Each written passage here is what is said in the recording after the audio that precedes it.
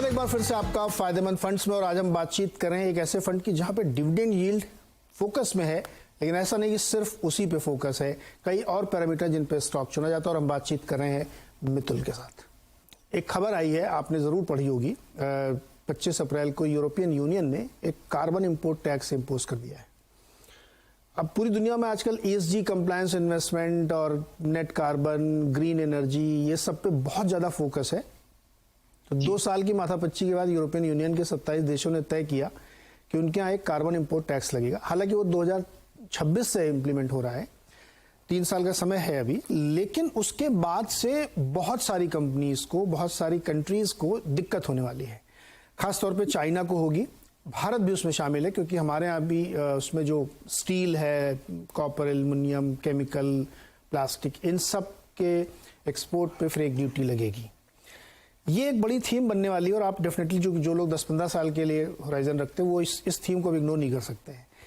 तो ये क्या कुछ आप लोगों के पोर्टफोलियो मेकिंग में एक रिजिक पैदा कर रहा है? आप लोग डिस्कशन करते हैं मैनेजमेंट से कि अब ये तो 3 साल बाद आने वाली है, तो हैवी कैपेक्स करें, चेंज करें अपने आप को पूरा?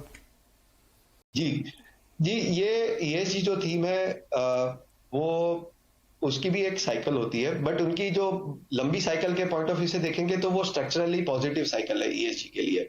और ग्लोबली ये जो ESG है वो खत्म नहीं होने वाला है, वो उसके फॉर्म चेंज हो जाएंगे, उसके तौर तरीके काम करने के और इन्वेस्टमेंट करने के तरीके थोड़े से चेंज होंगे, but ESG as a theme रहेगा। और ग्लोबली आपने जैसे सही कहा कि सारी कंपनीज काफी फोकस हो गई है, अभी गवर्नमेंट भी काफी फोकस है, वो टैक्स लगाने चाह रही है।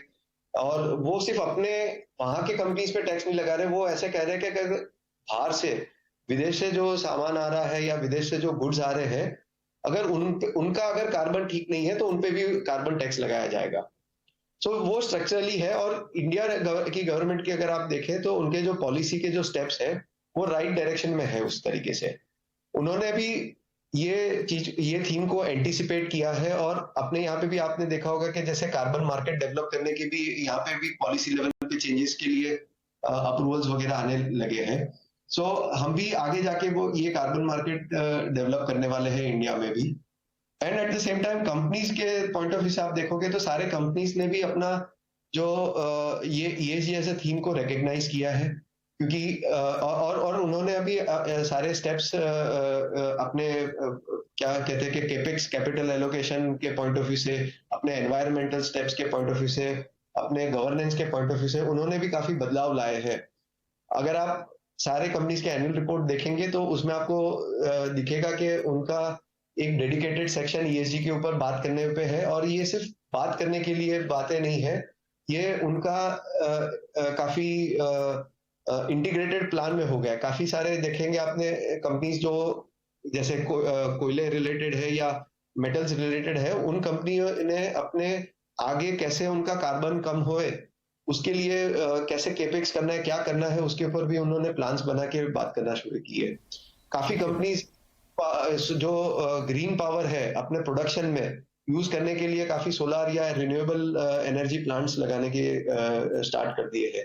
सो इंडिया भी ऐसे ये चीज को, ग्लोबल थीम को रिकॉग्नाइज करके इंडियन कॉर्पोरेट्स ने काफी फास्ट इम्प्लीमेंटेशन में इसको कर दिया है।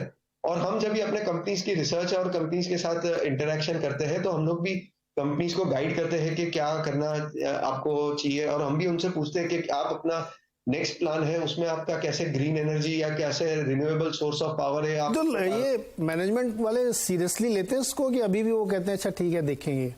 अप्रोच क्या है? बहुत सीरियसली लेते हैं। सो अभी यहाँ पे कंपनीज की बात नहीं कर सकते, बट वरना आप कंपनी लेवल पे देखेंगे अभी जैसे नेक्स्ट ईयर से काफी सारे म्यूचुअल फंड्स भी अपने केस स्टडीज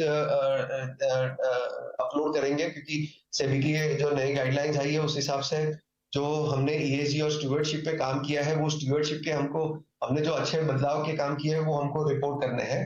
तो वो उसमें आप देखोगे कि कितने इंटरैक्शंस हुए हैं और वो इंटरैक्शंस के कितने इम्प्लीमेंटेशंस भी हो रहे हैं, उसके भी उदाहरण आपके सामने आना शुरू हो जाएंगे over a period of time.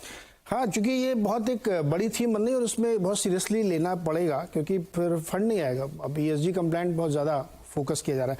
खैर, ये आज अब आपके फंड में मैंने देखा कि 10 स्टॉक ऐसे हैं जिनका वेटेज मोर देन 50% है। इतना कंसंट्रेशन क्यों? सर, ये जो हमारी जो स्टाइल है वो रिलेटिव यील्ड देखते हैं हम। और कंसंट्रेशन क्या होता है कि depends on different types of market. जब भी बहुत सारे आइडियाज है, बहुत सारे yields across the basket available है, तो थोड़ा सा कंसंट्रेशन कम हो जाता है। बट अदरवाइज आप अगर यही फंड हमारा देखें पिछले 3 साल में, तो पिछले 3 साल के कंपैरिजन में देखेंगे तो अभी थोड़ा सा कंसंट्रेशन कम है।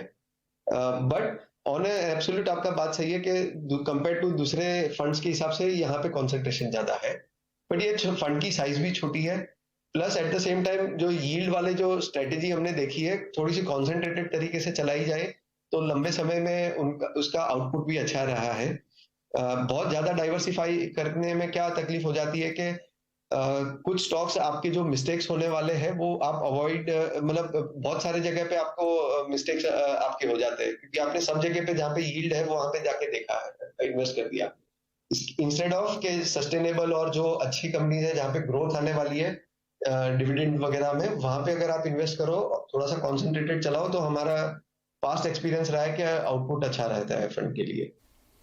ओके, एंड गोल तो पैसे कमाना है, वो कहीं से भी आए, कंसंट्रेशन से आए या डाइवर्सिफिकेशन से आए, डेफिनेटली वो आपका एक आइडिया ठीक है। अब दूसरा मुझे ये बताइए कि जब आप स्टॉक चुनते हैं या रिसर्च करते हैं या बातचीत करते हैं, तो आपके दिमाग में सबसे पहला सवाल क्या आता है कि इस कंपनी को किस लिहाज से ट्रेड, क्योंकि केवल डिविडेंड से ही तो काम चलेगा नहीं, उसमें एक ग्रोथ स्टोरी भी होनी चाहिए। तो कैसे उसको आप लोग एसेस करते हैं इस कंपनी को?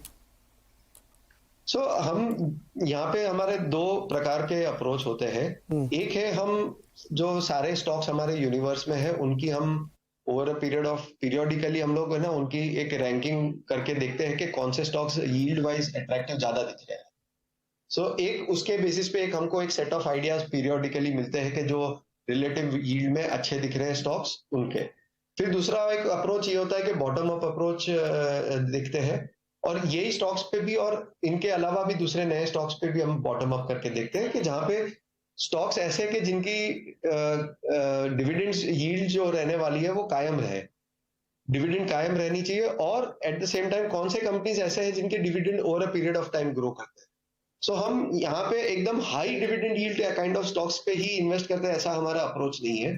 हम क्या करते हैं कि वो जो डिविडेंड यील्ड जो हाई वाले आते हैं स्टॉक्स, उसमें से कौन से कंपनीज जिनके ग्रोथ आने वाली है डिविडेंड में, कौन से कंपनीज जिनके डिविडेंड कायम रहने वाले हैं, वैसे कंपनीज में हम अपना थोड़ा सा इन्वेस्टमेंट कंसंट्रेशन बढ़ा के हम वहां पे उनको ज्यादा वेट्स देते हैं।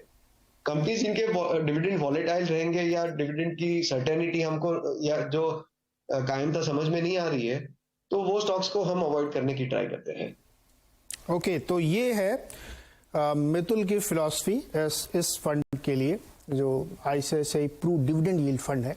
तो हमने बातचीत की, समझा, और मितुल ने बड़ी क्लैरिटी के साथ सारे पॉइंट्स रखे, और कुछ नए इश्यूज जो इमर्ज हो रहे हैं उस पर भी नजरिया बिल्कुल साफ है मितुल का। मितुल, बहुत बहुत शुक्रिया हमारे साथ जुड़ने के लिए और अपनी बात रखने के लिए। इस शो का प्रॉमिस है कि हम फंड मैनेजर से मुलाकात कराएंगे और उनको समझने की कोशिश करते हैं कि उनकी सोच क्या है, वो फंड कैसे मैनेज कर रहे हैं। बहुत अच्छा लगा आपसे बात करके, बहुत बहुत शुक्रिया जुड़ने के लिए हमारे साथ। शुक्रिया। अगले हफ्ते फिर किसी एक नए फंड मैनेजर के साथ, एक नए फंड के साथ आपकी मुलाकात होगी और उसमें आप निवेश के बारे में सोच सकते हैं। आज के लिए इतना ही, बहुत बहुत शुक्रिया।